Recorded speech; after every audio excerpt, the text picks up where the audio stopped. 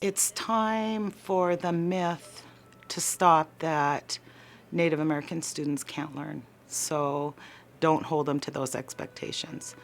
We have high standards for our kids, and they're meeting them, and they're getting better every year. And so we want to be able to share what we know and what we've learned with other Native communities across the country. Impact Aid is a federal program that was established in the 1950s to assist school districts in supporting students who reside on federal land. And within our school district, it's predominantly focused around our Native students who reside on reservation lands. And we go through a series of labels, whether it's school improvement grant schools or failing schools, whatever the label is, and we've taken the opportunity to reframe school transformation to be about strengths.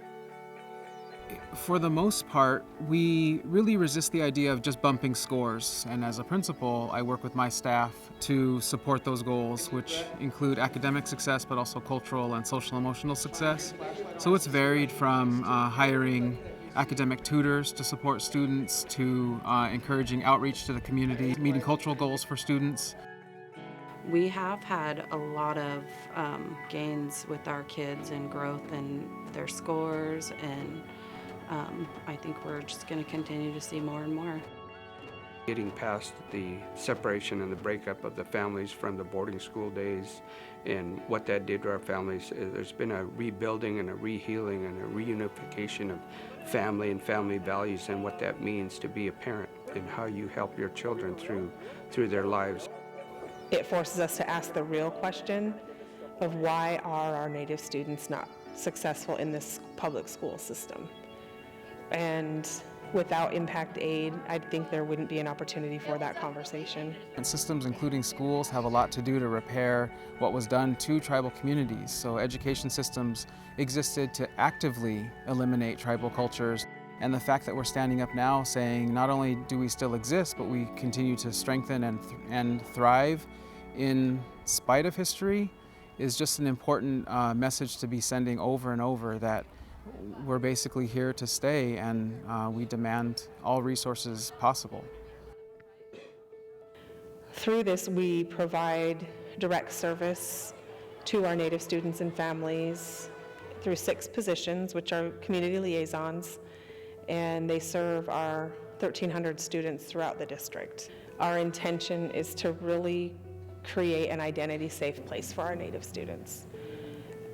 Allow Indians to be Indian in school. We start with morning assemblies and singing and dancing, and we have, I do canoe points in my classroom. It's just little things. There's Native representation throughout the entire school. Numerous cultural programs that we work with the school district to implement. Our children need to understand foundationally who they are, what their culture is, what their background is, what our cultural values are, before they can move into a mainstream society and still function within that society. Having a good, strong team of Native people to be working in the same building together is huge. We don't yet have a large number of Native teachers who can come staff our building. So we really want to make sure we're leveraging the strengths of our non-Native teachers, and one way to do that is to make sure that we're giving them professional learning opportunities that include learning about culture and cultural strengths of our students and community. Instead of just teaching my personal knowledge, I'm trying to create tools so that history and culture could be taught by the classroom teacher. It's our job as an educator to reach out to our families and to learn about them and what it is we can do to help make their child's year more successful. So changing teaching styles, I think, will make a huge difference in our Native children across the country. It'll give them an opportunity and a chance to be successful academically. Connecting to students as humans rather than a test score. Do they value tradition, cultural teachings, athletics? When our children walk through those doors, they connect with our school because they feel like they're still in their community and they still get to be who they are in the educational system. you have to build their trust before they're going to be willing to step up to the plate and trust you in order to make mistakes and to try new things. The boarding school era and process, a lot of the things that traditional crafts and gifts that we all used to know, a lot of our kids aren't exposed to those kinds of things. Instead of having a 5th grade graduation, we have a 5th grade potlatch, and we hold it in a traditional way. And our students make gifts to give to everyone who attends the potlatch. Native culture, history, that if you give a party, you're the givers. So, and they will continuously and constantly be making gifts to give away at their graduation potlatch. A lot of times it's really quiet in here. But if it's noisy, that's okay, because we know that they're enjoying themselves then. Because I teach them that when you're doing this kind of work, you have to have a good heart. In the mornings, we play traditional songs led by students. They do the drumming, the singing, they dance, and now they step up and stand out. In terms of my impact, our morning assembly that started about 3 years ago, I started singing my family songs, and it was just me and my own kids. And then a few community members joined in, and they were 2 little boys. I believe they were like in 3rd and 4th grade.